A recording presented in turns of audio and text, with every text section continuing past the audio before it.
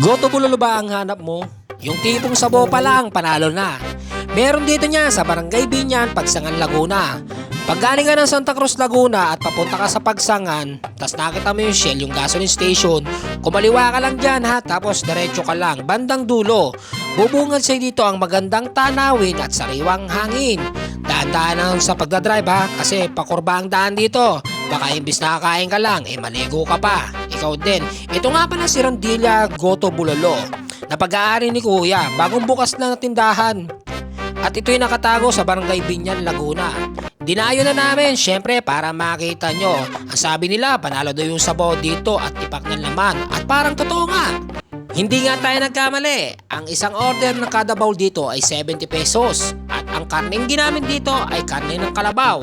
Siguradong malasa at masustansya. Tamang-tama ito para sa mahilig sa sabaw dyan. Pinakuluan ang laman ng sabaw at laman ng kalabaw gamit ang kahoy.